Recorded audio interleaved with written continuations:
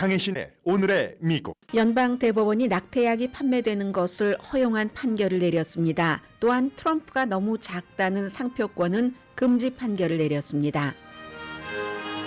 트럼프 전 대통령이 의사당 사건 발생 이후 처음 의사당을 방문합니다. 방문보다는 의사당 진출이라는 표현이 더 적절해 보입니다.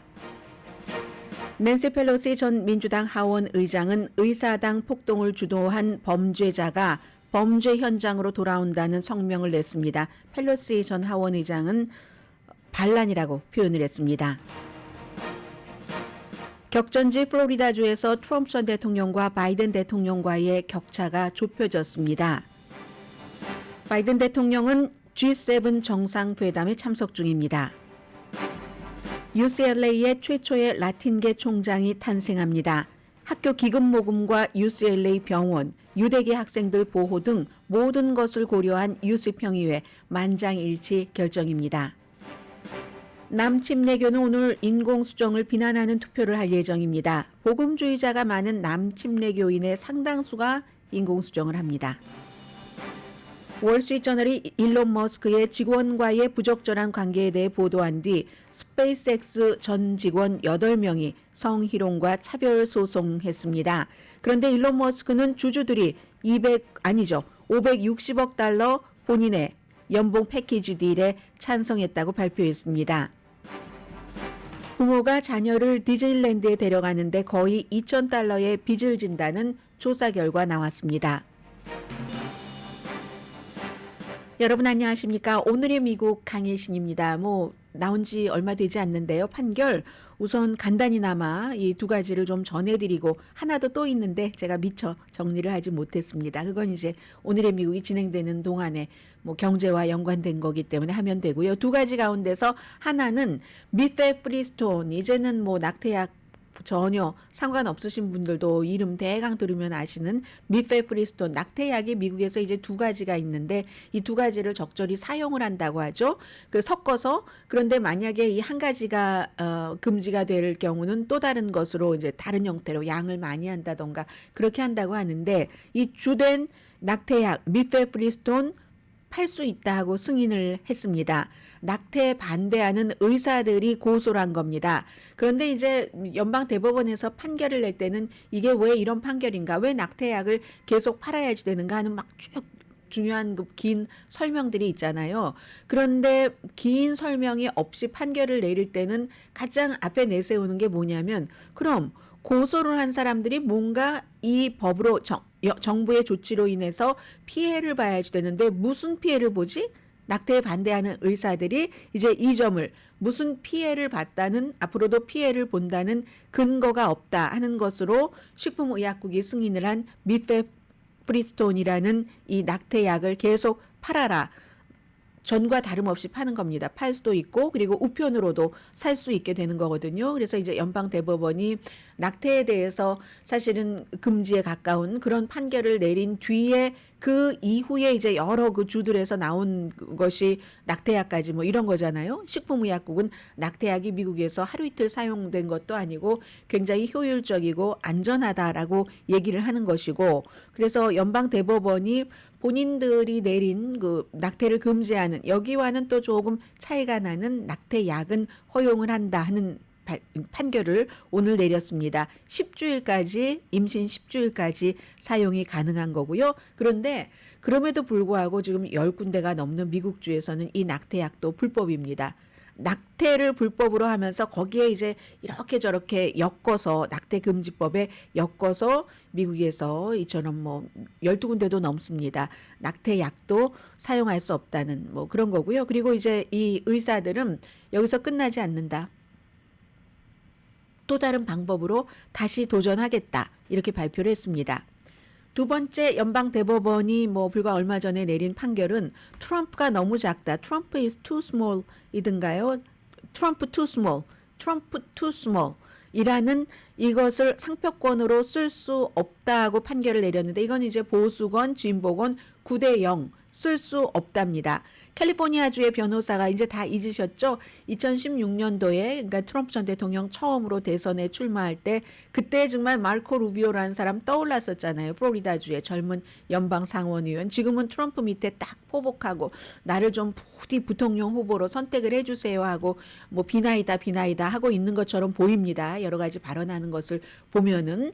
그런데 이 마르코 루비오와 트럼프 전 대통령이 토론을 할 때 트럼프 전 대통령이 마르코 루비오가 좀 작다고 몸집도 작다고 little이라는 표현을 썼잖아요. little 마르코라고 계속 이제 놀려댔죠. 그랬을 때 마르코 루비오가 손 한번 내보라고 합니다. 손 한번 들어보라 그래요. 트럼프에게. 그때 트럼프 전 대통령이 손을 이렇게 들어봤는데 트럼프 전 대통령이 그 몸집에 비해서 손이 작은 거예요. 손도 작고 또 몸집이 크니까 손이 작아 보이는 것도 있고 손이 크지는 않습니다. 어쨌든 손이 작다. 그러니까 트럼프가 손이 작은 사람을 어떻게 놀리는지 다 알지? 이렇게 얘기를 한 거예요. 이거 완전히 무슨 대통령 후보 토론회가 아니라 마르코 루비오도 원래 그런 스타일로 말하는 사람은 아닌데 하도 리틀 마르코 뭐 이렇게 그 트럼프 전 대통령이 골리니까 한 겁니다. 손 작은 남자 뭐라고 부르는지 알지? 했더니 트럼프 전 대통령이 내 손을 언급했는데 손이 너무 작으면 다른 데도 작다는 그거지? 노 문제 없어. 보장해. I guarantee. 이런 일이 있었습니다. 그리고 나서 캘리포니아주의 콘코르드 좀 북가주의 스티브 엘스터라는 변호사가 딱 거기에 착안을 해서 트럼프 전 대통령을 싫어하는 거죠. 트럼프가 트럼프 투 스몰이라는 이거를 티셔츠로 만들어야지 되겠다. 이렇게 해서 티셔츠로 만들려고 상표권 등록을 하려고 했는데 상표권 등록을 받아주는 곳에서 안 받아줬습니다. 이걸. 왜냐하면 살아있는 사람이라면 상표권 등록을 할 때 그 사람의 허락을 받아야지 된다. 이걸 트럼프가 허락을 하겠어요? 그래서 거부됐죠. 그 뒤에 법원을 착착착착 올라가서 이제 연방대법원까지 가게 된 것이고 연방대법원에선 그냥 상표권 그 담당국에서 얘기하는 것과 똑같은 살아있는 사람에 대한 그런 것은 동의 없이는 할 수가 없다. 물건으로 만들어서 팔 수가 없다. 이렇게 얘기를 했고요. 클래런스 토마스 그 대법관이 가장 강력하게 주장을 했고 스티브 엘스터 변호사는 표현의 자유가 이게 다른 사람에게는 표현의 자유라고 하면서 그렇게 많은 권한을 주면서 이 정도의 표현의 자유도 안 주느냐 하고 이제 게임은 끝났습니다. 그래서 이제 연방 대법원이 때로는 이제 이런 것들까지 판결을 한다는 말씀 드리고요.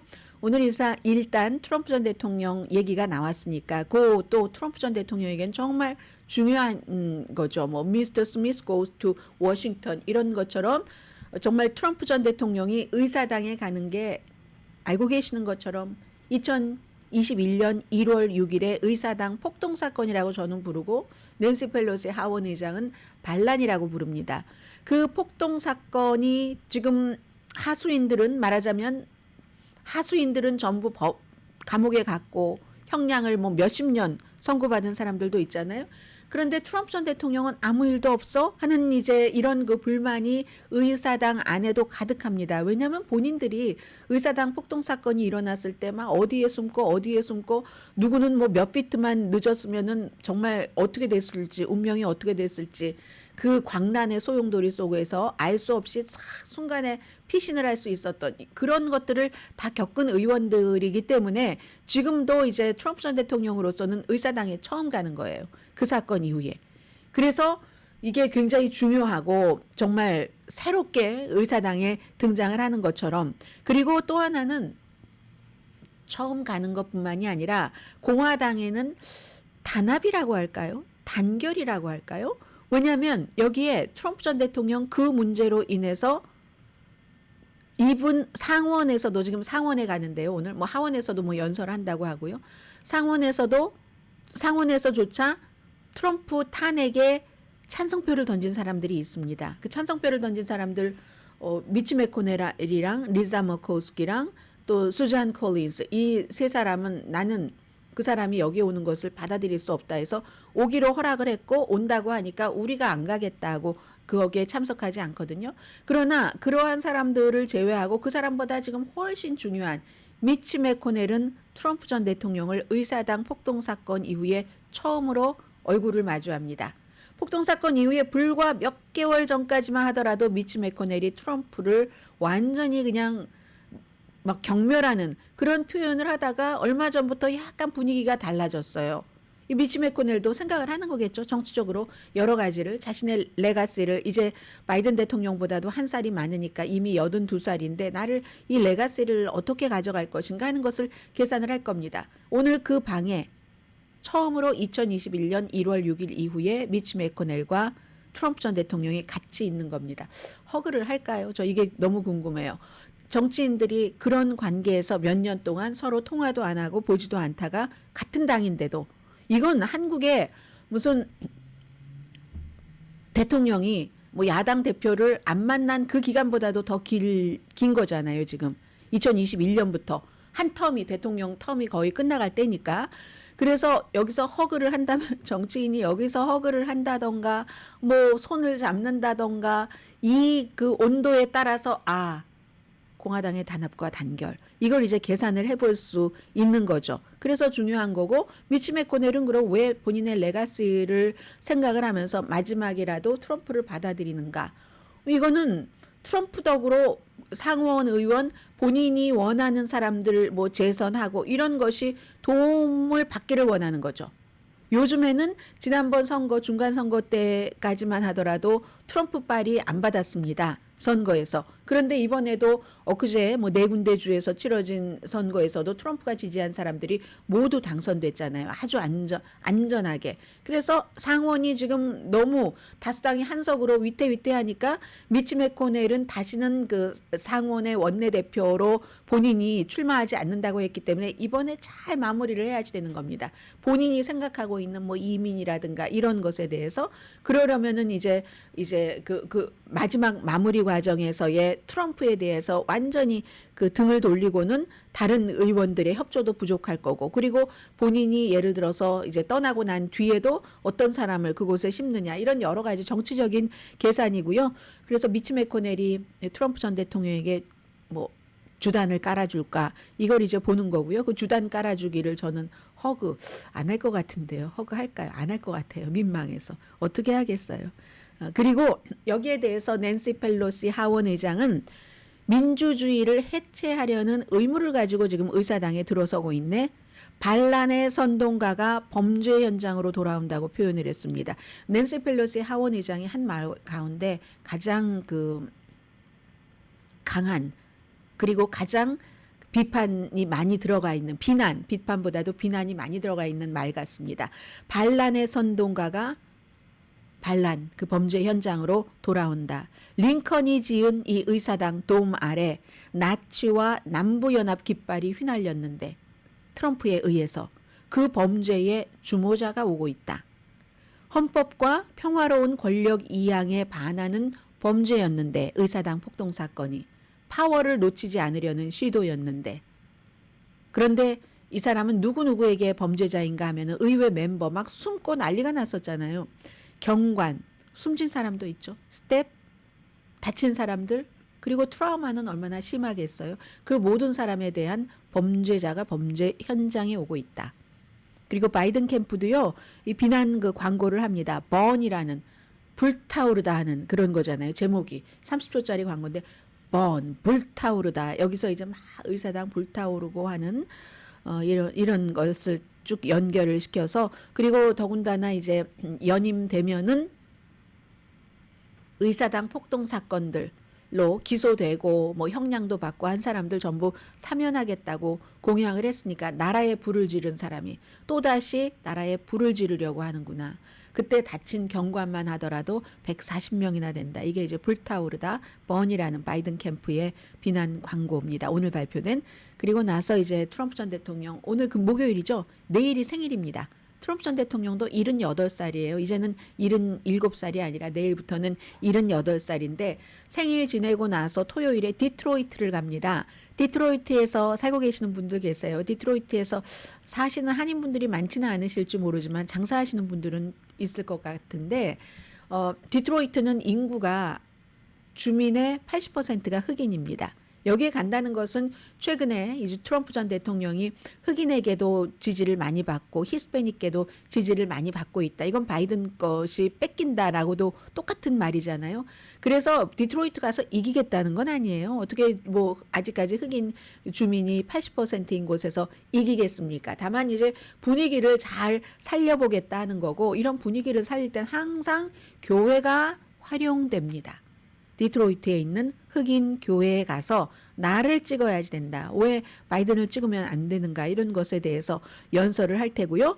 오늘 이제 나온 하나의 그 여론조사가 있는데, 여기 보니까 더 힐이 한인 그 교수의 인터뷰를 실었네요.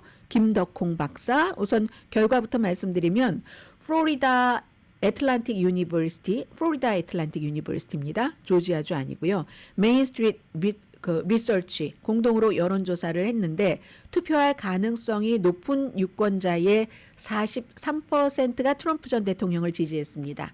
37% 바이든 대통령 지지했고요. 4월 달에는 이게 트럼프 49, 바이든 40이었거든요. 그럼 그때는 9% 차이였는데 지금은 6% 차이가 나는 건가요? 그렇죠. 그러면 트럼프 전 대통령은 49에서 43이 됐으니까 6%가 줄어들었고, 바이든은 40에서 37이 됐으니까 3%포인트가 줄어들었습니다. 한 달 사이에. 그리고 그럼 그 많은 표가 어디로 갔지? 10%가 로버트 케네디 주니어에게 갔습니다. 그러면 플로리다주에서는 어쩌면 로버트 케네디 주니어 표는 트럼프에게서 더 많이 나왔을 수도 있다고 추정해 볼 수는 있고요. 김덕홍 박사, 이 대학교에 여론조사를 한 플로리다 애틀랜틱 유니버시티의 조 교수시군요. 이 김 박사님은 트럼프가 여전히 앞서고 있지만 이 수치는 바이든이 약간 이제 이득을 봤다 하는 것. 그리고 이게 중요한 것은 이 김덕홍 교수에 따르면 미국에서 변동이 가장 심한 주에서 경쟁이 지금 굉장히 치열하구나 해서 얼마 전에 말씀을 드렸습니다. 트럼프 전 대통령이 플로리다주를 넘보고 있다. 바이든 대통령이 흑인 유권자를 넘보고 있는 것처럼 지금 그런 거거든요. 2020년도에 트럼프 전 대통령이 이겼죠. 51%대 48%로. 그리고 이겼지만 전체 선거에서는 져서 바이든이 대통령이 됐고, 2016년도에도 그 트럼프가 이기긴 했는데 그때는 49%대 47%였거든요. 그러니까 2016년도에는 2%포인트 차이로 공화당 후보를 이겼는데 4년 뒤인 2020년에는 3%포인트 차이로 이겼었습니다. 그리고 그 뒤에 뭐 론 디센티스에서 굉장히 플로리다주가 공화당색이 강해지기는 했는데 4월 달에서부터 5월 달에 오는 사이에 이렇게 트럼프가 조금 그 기반이 흔들리고 그 사이를 로버트 케네디 주니어가 꽉 들어갔다. 이런 거고요. 선거인단 플로리다주도 인구 많잖아요. 30명입니다. 6월 8일과 9일 이틀 동안 했었던 여론조사 결과고, 오차 범위는 3.3%포인트이다. 이게 이제 트럼프 전 대통령의 행보 전해드렸습니다.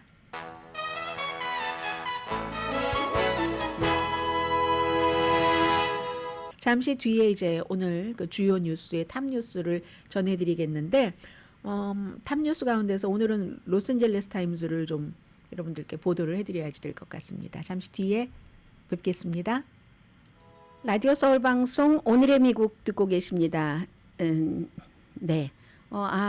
잠깐 뭐 상하원 분위기 조금 전해드리고요. 하원이 어제 그 메릭 갈란드 법무장관 의회 모독죄로 기소했습니다. 왜냐하면 이게 한인 그 특별검사 로버트 특별검사와 바이든 대통령과의 인터뷰 비디오를 공개해라 하고 공화당이 요청을 했는데, 그런데 이제 이 법무부에서는 그게 민주당에서도 그렇고 굉장히 이게 당파적일 수가 있다 해서 공개를 하지 않는 겁니다. 이 케이스는 기밀 문서, 트럼프 전 대통령의 기밀 문서만 특별검사가 임명된 게 아니라 로버트 검사는 바이든 대통령이 부통령 시절 당시에 이제 뭐 다 돌려주지 않았었던 그런 것. 트럼프 전 대통령과 양과 퀄리티의 얘를 비교하면 비교할 수 없지만 그런 것도 자진 신고를 했고 다 돌려줬고 발견된 뒤에 그걸 이제 기밀 검사가 이제 수사를 했잖아요. 근데 이제 그 과정에서 제일 유명했던 것은 뭐 이 바이든 대통령의 기억력이 나쁘다 뭐 이런 얘기를 나왔던 것, 그 비디오를 공개해라 하는 것을 공개하지 않겠다고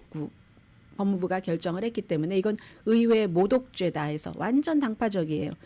216대 207 공화당 다 찬성했고 민주당 다 반대했고 해서 아무튼 기소는 했습니다. 그리고 상원의 공화당은 민주당의 법안을 딱 그 막아버렸는데 어떤 법안이냐면 이건 연방 그 대법원 판사들이 요즘 너무 많이 사무엘 얼리토와 또 누구예요? 그 클레런스 토마스가 뭐 누구에게 선물을 받은 게 클레런스 토마스는 몇 년 동안에 한 거의 500만 달러를 받은 거예요. 드러난 것만. 그리고 아직도 120 몇 개 정도는 확인이 안 되고 있다는 게 있고 사무엘 얼리토도 뭐 클레런스 토마스만큼 액수가 많지는 않지만 뭐 여러 가지 뭐 문제가 있고 하잖아요. 그러니까 그 연방 대법원 판사들에게 적용하는 새로운 윤리 투명성 이런 규정을 해야지 된다 하는 법안을 민주당이 만들어서 통과시키려고 했는데 공화당이 싹 그 블럭을 해버렸습니다. 이게 있고 오늘 이제 주요 신문의 탑 뉴스를 전해드리겠습니다. 이제 보이는 대로 먼저 말씀을 드리면요. 월스트리트저널은 잠시 뒤에 경제 뉴스에서 전해드리면 되겠네요. 왜냐하면 뭐 이건 이자율이나 아니면 뭐 일론 머스크 이런 얘기이기 때문에요. 그리고 또 뉴욕타임스와 워싱턴 포스트 일면에도 남침내교 어제 오늘 이틀 연례 회의를 하잖아요. 그래서 뭐 여자를 목사로 하지 못하는 걸 더 단단하게 막는다. 그리고 이게 확인이 된 것 같습니다. 인공수정을 금지하는 인공수정에 대해서 엄청나게 비난하는 이런 것을 뭔가 안을 채택을 할 것 같은데 그런데 남침내교가 뭐 개신교 중에서 많고 뭐 미국에서 뭐 개신교 뭐 다 합치면 두 번째로 많고 하는 멤버가 그런 종교 그룹인데 이게 또 2024년 선거에도 영향을 미칠 거고요. 왜냐하면 지금은 낙태약, 인공수정 다 같이 갑니다. 그래서 인공수정에 대해서는 트럼프 전 대통령조차 많은 공화당도 이거 해야지 되라고 하잖아요. 그럴 수밖에 없어요. 남침내교가 이제 복음주의자들이고 복음주의자들이면 백인이 많습니다. 흑인들도 많지만 굉장히 많지만 그리고 인공수정을 가장 많이 하는 인종이 아마 백인일걸요. 그러므로 이 남침내교에서 인공수정을 막 비난하고 뭐 이러는 것은 이게 별로 인기가 있는 건 아닙니다. 그러므로 2024년도 선거에도 영향이 있을 텐데 이 내용도 제가 시간이 있으면 다시 한번 자세히 전해드리기로 하고요. 마이애미 헤럴드 보니까 역시 마이애미 헤럴드답습니다. 지금 마이애미 헤럴드가요 엄청난가 봐요. 엄청난데 사진을 보고 제가 깜짝 놀랐는데 마이애미 헤럴드의 그 플로리다 마이애미 헤럴드가 아니라 플로리다 남부의 홍수가 표현 자체가요 미친 강우량이라고 표현을 했습니다. 정말 미쳤다고 insane 그 폭우 rainfall이라고 했거든요. 그래서 막 자동차가 캘리포니아주에서도 많이 보기는 한 모습입니다만은 제가 하나 딱 보고 있는 사진은 이겁니다. 자동차가 뭐 날아다니는 게 아니라 떠다니고 하이웨이 다 닫았고 집에도 막 물이 넘치고 그렇게 인세인 레인폴로 사우스 플로리다가 완전히 지금 망가져 버리고 있다 하는데요. 그 길에서 자동차가 물 위에서 다니고 하는데 한 나이가 드신 분이 젊은 maybe 손주 아니면 자녀일지 모르겠어요. 자녀라고 보기에도 어린 사람을 휠체어로 보입니다. 아주 뭐 비싼 그런 휠체어가 아닌 것처럼 휠체어에 태우고 이 그 나이 드신 분이 어린 아이는 몸의 거동이 불편한 거예요. 그래서 어디론가 이제 피신을 하는 겁니다. 피신을 하는데 놀라운 것은 표정이에요. 이분들이 아직 그 물이 막 무릎까지 차오르고 이건 아니거든요. 발목 같은 거는 다 잠겼는데도 이분이 이 물살이 방향이 어딘지는 모르겠는데 거슬러 올라가는 것처럼 보이기도 하는데 참 힘들겠다 보이는데 웃으세요. 무슨 두 사람이 소풍 나온 것처럼 굉장히 낙관적인 분들이신 거죠. 그래서 이 휠체어를 밀고 있는 분이나 거기에 타고 있는 젊은 사람은 소년지 보인지 어린지도 잘 모르겠어요. 왜냐하면 모자를 쓰고 있기 때문에. 그런데 코 아래로 웃는 표정이 보이거든요. 이 사진이 저를 굉장히 사로잡아서 말씀을 드렸고 역시 플로리다답게 제일 위에는 러시아의 함대가 핵잠수함을 실은 그러나 핵무기는 없습니다. 하바나 항구에 도착을 했으니까 플로리다와 가까우니까 이거 예고가 됐었던 거잖아요. 그래서 이걸 일면에 보도를 했는데 미국이 다 워치하고 있습니다. 미국이 뭐 워치하고 있다고 감시하고 있다. 워치하고 있다. 맞네요. 감시하고 있고 그리고 미국은 이미 국방부에서 얘기를 했어요. 이거 위험한 거 아니다. 그리고 원래 플로리다의 함대들이 뭐 쿠바에 많이 갑니다. 다만 타이밍이 중요한 거죠. 지금이 어떤 타이밍이에요? 미국 대통령 집안에 없고 이탈리아에 가서 G7 정상회담에 참여를 해서 러시아를 어떻게 지금 제재를 해서 우크라이나를 돕나 하는 것을 연구를 하러 간 거잖아요. 그러니까 여기에 딱 맞춰서 지금은 핵무기 없지만 우리 위협이 될 수 있어 하는 걸 보는 거고, 미국도 아직까지는 조심할 필요가, 아니 워치는 하죠. 조심은 하지만 특별한 일은 없을 것이다. 이게 이제 플로리다주에서는 굉장히 큰 뉴스고요. 또 워싱턴 포스트는 이 내용은 전해드리지 못하겠네요. 경관이 16살 소녀를 도와달라고 했더니 성학대를 해서 그 혐의로 이제 형량을 얼마나 줄까 하는, 판사가 어떤 벌을 줄까 한다는 게 나와 있고, 오레곤에 살고 계신 분들 안녕하세요. 오레곤주의 전 주지사였던 닐 골드스미스가 사망을 했는데, 참 정치 학대를 피해서 망명을 와서 오레곤주에서 주지사도 했는데 나중에는 또 14살 그 소녀를 강간하고 이런 케이스도 있었던 그분 83세로 숨졌군요. 그랬던 거의 일면 다 이 주지사, 전 주지사 사망인데요. 그리고는 이제 두 가지 이슈가 남았는데 두 가지를 조금 자세히 전해드리겠습니다. 하나는 저보다 훨씬 많이 알고 계실 분들이 많을 NBA의 레전드 제리 웨스트고, 또 다른 사람은 뒤에 말씀을 드리겠습니다. 이 오늘 미국의 신문은요, 이 NBA의 레전드 제리 웨스트가 사망한 것을 일면에 실지 않은 주요 신문이 거의 없습니다. 86세. 뭐 지금은 LA 클리퍼스에서 어떤 그 뭐라고 하나요? 그 고위직에 있었지만 역시 그 제리 웨스트 하면은 LA 레이커스잖아요. 코비 브라이언트하고는 또 얼마나 친했어요. 나이 차이가 많이 났지만 코비 브라이언트를 딱 픽업했잖아요. 픽업을 한 사람이 이 사람이기도 하고, 왜 레전드냐. 60년도에서 74년까지 한 번도 움직이지 않고 14년을 LA 레이커스에서만 경기를 했고, 경기당 평균 27득점을 했고, 그러니까 14번 계속 올스타 플레이어였고요. 그래서 NBA 뉴욕타임스가 뭐라고 했냐면요, NBA의 명사수다. 그리고 워싱턴 포스트는 미스터 클러치라고 했고, 아마 NBA 잘 아시는 분들은 전부 뭔 느낌인지 금방 다가갔을 것 같고요. 월스트리트저널은 로고 LOGO라고 했습니다. 아시는 것처럼 그 NBA의 로고가 이 사람의 실루엣이잖아요. LA 타임스는 NBA의 레전드, 레이커스의 설계사. 근데 이제 선수하고 나서 선수만 했습니까? 코치하고 감독하고 그 다음에는 이제 뭐 다 했죠. 이렇게 했었던 NBA 역사상 정말 그 세 번째로 2만 그 5천 점, 농구 뭐 경영인이기도 하고. 근데 마지막 86살로 숨지셨는데 아내가 자리를 지켰다고 하고요. 그리고 웨스트 버지니아의 굉장히 가난한 집에서 태어났는데, 제가 여기에 또 딱 마음이 끌렸어요. 왜 이러죠? 사람은 단순한 사건 가지고. 굉장히 가난해서 자녀가 많았어요. 몇 명인지 기억이 안 나는데 5번째인가 그래요. 그래서 형이 한국전에 참전을 했습니다. 한국전에 참전을 했는데 형이 숨졌어요. 전사한 거죠. 51년도에. 전사를 해서, 휴전 전이죠. 전사를 해서 그때부터 이제 이 형과 남동생과 형과 이런 관계는 아주 좋을 때는 얼마나 좋은지 여러분 어렸을 때 짐작하시잖아요. 그래서 너무너무 소심하고 내성적이 됐답니다. 그랬는데 또 그 당시에는 몸집도 왜소했대요. 어렸을 때. 그래서 엄마가 운동하지 말아라 했는데 어느 날 이웃집 창고에 농구대가 다 걸려 있는 거 있잖아요. 웨스트 버지니아. 농구대가 걸려 있어서 이제 엄마가 운동은 하지 말아라 하니까 낚시를 취미로 삼았는데 너무 따분해서 딱 그 농구대를 보고 집어넣었더니 그 짜릿함. 해서 엄마가 하지 말라는 것도 결국은 했어요. 하고 나서 가까운 대학교, 너무 잘하니까 아마 고등학교 때 모든 상을 다 휩쓸었죠. 너무 잘하니까 가까운 웨스트 버지니아 대학교에 갔죠. 아무튼 그리고 그 뒤에 이제 LA 레이커스, 그리고 2017년도에 이제 뭐 라이벌인 클리퍼스로 이적을 해서 뭐 중요한 임원 일은 했는데, 코비 브라이언트와는 어떻게 이제 친하게 됐냐면, 코비 브라이언트 고등학교 때 경기를 딱 보고 나서 샤킬 오닐에게 얘기를 했답니다. 샤킬 오닐도 이제 레이커스 오기 전이었는가 보죠.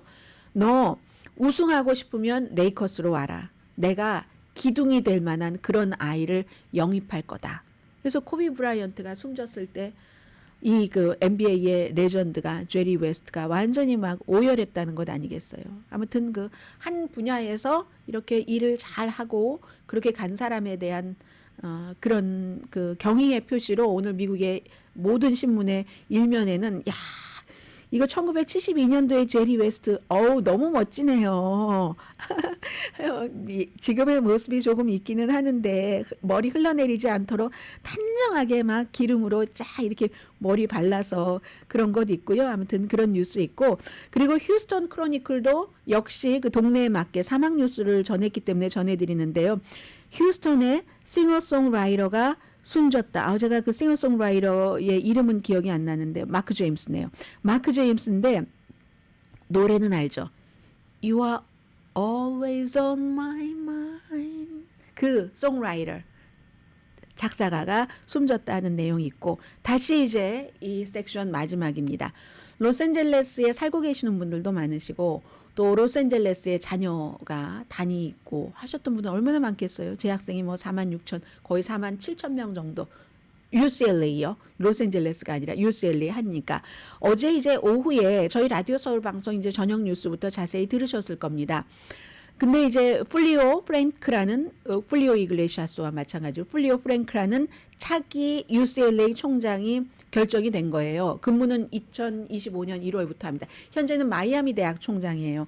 마이애미 대학교에서 2015년부터 총장을 했는데 이분이 왜 중요하냐면 우선 멕시코에서 태어났어요. 그리고 아버지는 독일계 유대인인 겁니다. 그때 막 나치를 피해서 멕시코로 도망온 거죠. 지금 멕시코의 클라우디아 쉐인바움 대통령도 마찬가지로 이제 부모님들 그런 이민의 역사를 갖고 있잖아요. 그쪽에서 쭉 멕시코로 흘러온. 그렇게 해서 멕시코에서 자랐고 멕시코에서 학위도 받고 그리고 멕시코에서 보건부 장관도 지낸 그런 사람이거든요. 라티노죠. 분명히 라티노면서 스페니시 하니까 히스패닉계이기도 하고 UCLA가 공립대학교 가운데서 가장 좋은 공립대학교에 속합니다. 미국 그 좋은 공립대학교 가운데서 최초로 라틴계 총장이 탄생을 하게 되는 겁니다. 70세고요. 글로벌 보건 전문가입니다. 그리고 이분은 지금 대학이 제일 필요로 하는 게 돈입니다. 어느 대학교나. 이게 매일 우선이 돼서는 안 되는데 그거 너무 잘했고요. 마이애미하고 하버드 대학교에 있었을 때, 그리고 지금 특히 이제 이번에 진 블럭 현재의 총장이 물러나게 되는 원인 가운데 하나도 이스라엘계와 친팔레스타인계 뭐 이런 학교에서의 시위 뭐 대응을 잘 못했고 이런 부분들도 있지 않겠어요? 이 사람은 그 유대계에 대해서 반유대적인 그 입장을 굉장히 불편해합니다.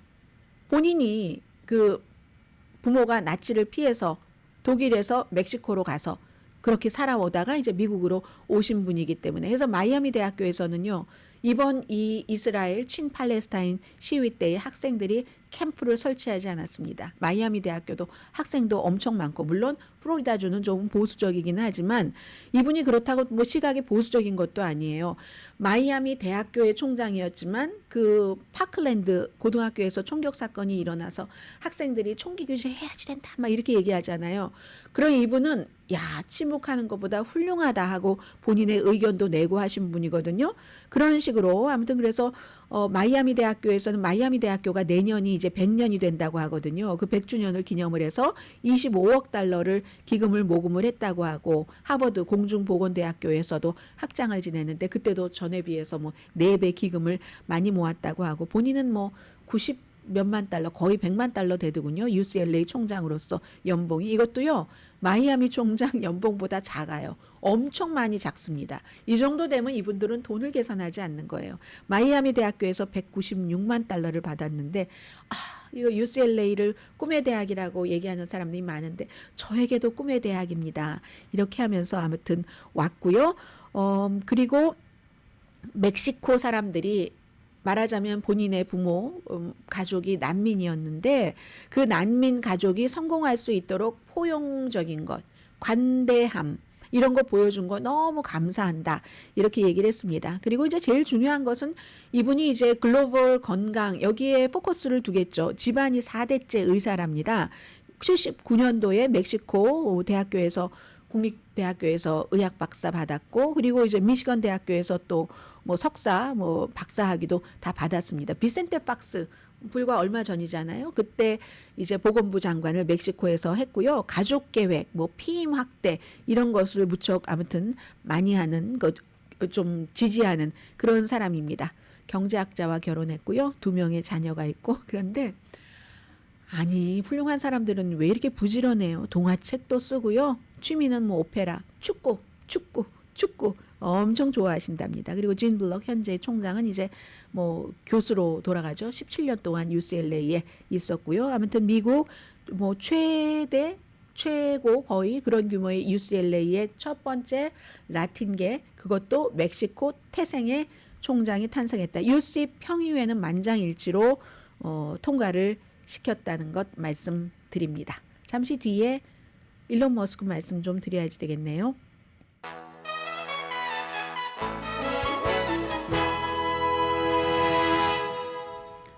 라디오 서울 방송 오늘의 미국 듣고 계십니다. 오늘 뭐 많은 그 매체에서 사실은 그 일면에 2가지를 경제 뉴스를 실었는데, 하나는 연방준비제도가 어제 이자율을 인하하지도 않았고 예상대로, 그리고 나중에 이제 발표가 나오고 조금 있다 또 나오고 있는데, 최종적인 것은 올해에 어쩌면 이자율을 한 번만 내릴 수도 있다는 거거든요. 그거 하나입니다. 남아 있습니다. 그런데 이것도 또 상황에 따라서 변할 수 있다는 것을 거기에 꼬리표를 조금 붙이고 싶거든요. 왜냐면 지금 이제 반년 남았는데 현재로서는, 물론 현재로서는이라는 얘기입니다.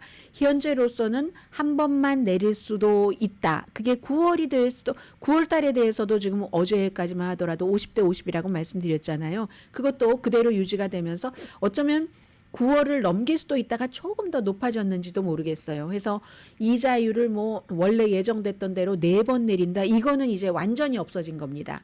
그게 하나가 있고, 또 하나는 어제 나왔던 내용들까지는 어제 이제 월스트리트저널이 안쪽에 보도를 했었던 건데, 일론 머스크가 뭐 이 사람이 아이가 10명인 사람이잖아요. 결혼은 몇 번 안 했어요. 결혼은 몇 번 안 했는데, 심지어는 무슨 회사 직원에게 뭐 말하자면 그냥 내 아이만 낳아달라고 뭐 이렇게 얘기를 하기도 하고 뭐 그랬다는 보도가 나왔고, 우선 레이티스트부터 전해드리자면은 일론 머스크가 뭐 많이 하잖아요. 테슬라도 하고 X도 있고 스페이스 X도 있는데, 스페이스 X 전 직원 남자 4명 여자 4명이 이 사람이 성학대, 성추행, 그리고 차별 이런 것 때문에 이제 그런 이유로 고소를 했습니다.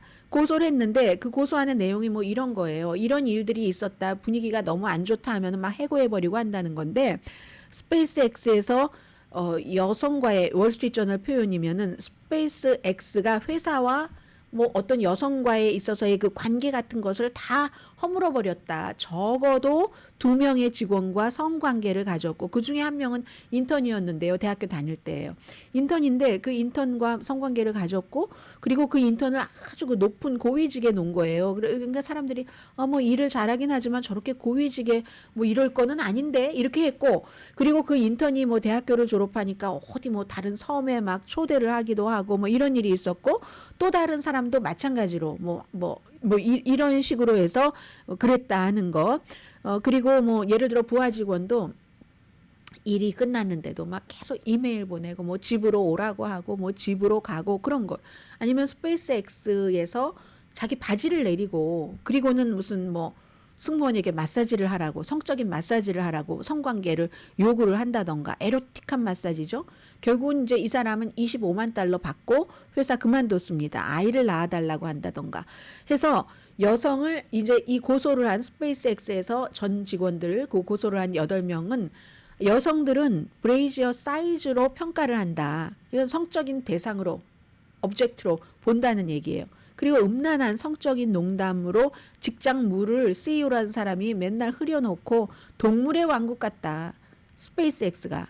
그래서 이러한 것에 대해서 우리가 도전을 하면은 해고당한다. 이런 얘기거든요. 그런데요, 그럼에도 불구하고 오늘 이게 확인이 됐으니까 일론 머스크가 이렇게 얘기를 했겠죠.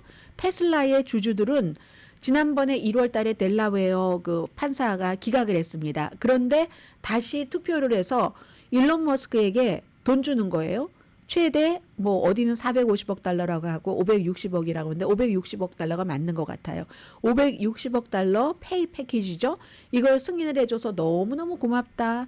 그리고 우리 그 뭐 본사를 텍사스로 이전해 주는 것도 너무 고맙다. 좀 전에 건 스페이스 X 얘기고 이건 이제 테슬라 얘기예요. 자동차로 돌아와서. 해서 이거 이거 너무너무 고맙다 하고 이제 X에 얘기를 했거든요. 그런데 이건 잘 모르겠어요. 법원이 일단 델라웨어 법원이 막았잖아요. 막은 것에 대해서 이사회가 다시 투표를 해서 이 사람에게 돈을 이렇게 많이 줄 수 있나? 여기에 대해서 이제 또 전문가들이 취재를 해서 뉴스가 나오겠죠. 그리고 더 힐의 보도인데 제가 비밀을 하나 말씀드릴까요? 저는 디즈니랜드를 한 번도 가보지 않았습니다. 가보고 싶지 않았었어요. 사람들 디즈니랜드 식구들 다 가고 친구들 오면 디즈니랜드 문 앞까지 데려다 주긴 했는데 유니버설 스튜디오는 한 번 가봤네요. 타는 거 놀이기구 너무 무서워하기도 하고 만들어 놓은 건 다 그냥 그런 거 아닌가요? 그래서 저는 한 번도 안 갔는데 이 디즈니랜드의 자녀를 데려가기 위해서 부모가 거의 $2,000의 빚을 진다 하는 조사 결과입니다. 이것은 이제 플로리다 올랜도를 얘기를 하는 건데 랜딩 트리라고 뭐 융자해주고 하는 그런 회사죠. 여기서 조사를 한 건데요. 거의 $2,000입니다. $1,983 평균 아이 한 명당 디즈니스 관련 빚이 $1,983 45% 부모가 디즈니 관련 빚이 있답니다. 그런데도 부모님들은요. 참 후회 없다고. 왜냐면 아이들이 좋아했으니까. 그 선택에 대해서 기억에 대해서 그 돈을 지불한 것이니까 이렇게 얘기를 하고 있는데 이 플로리다 월트 디즈니에 가서 그러면은 어디서 이렇게 돈을 많이 쓰는가? 한 명당 1,900 얼마 뭐 비행기 타고 가면 그렇겠죠. 근데 65%가 예상하지 않은 음식값. 왜 있죠? 핫도그 하나에 얼마하고 뭐 이런 거. 그리고 교통비, 항공비를 포함해서 48%, 숙박비, 호텔, 모텔 다 합쳐서 47%. 할인을 활용을 했는데도 비싸다. 이런 선생님이 아니라 제가 어제 선생님 나오는 미니 시리즈 드라마를 2편 봤더니 선생님 소리가 자연스럽게 나오네요. 그래서 그런데도 어린 시절을 그 아이와 함께 그 경험을 하는 거, 빚을 지더라도 그 느낌, 메모리를 선택을 하는 부모들이 많다는 거죠. 그렇기 때문에 이 말씀을 드리려고 한 거죠. 항상 뭐 디즈니랜드에만 그렇겠어요. 미리미리 계획하라는 겁니다. 저금을 미리미리 휴가 저금을 하고 그리고 어디에 가서 돈을 지출할 때는 우선순위에 따라서 디즈니랜드 여행할 때 가장 나에게 중요한 게 뭔가 사람마다 다를 수 있잖아요. 호텔에 돈을 펑펑 쓰고 먹는 것은 그냥 막 도시락 먹는 사람, 나쁜 호텔에서 잠만 자는 건데 뭐 하면서 아주 좋은 식사를 하는 사람, 큰 기쁨을 주는 곳에 돈을 많이 쓰고 현명하게 지출하고 미리 저축해라 하는 얘기입니다.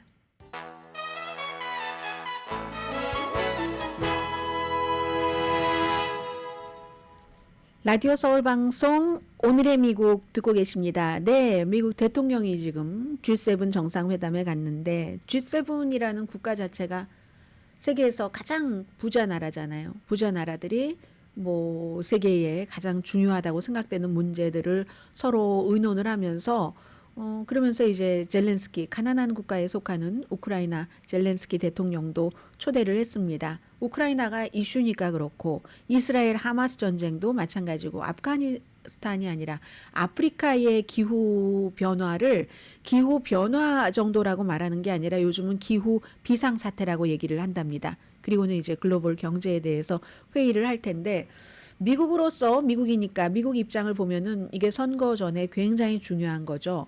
우크라이나에 대한 재정적인 부담 같은 것을 조금 줄여볼 수 있는 방안을 여기서 딱 그 매듭을 짓고 오기를 원합니다. 또 하나는 러시아 지금 블라디미르 푸틴 대통령이 장담하고 있잖아요. 뭐 긴 병에 효자 없다고 우크라이나를 지네 나라도 아닌데 언제까지 돕겠어?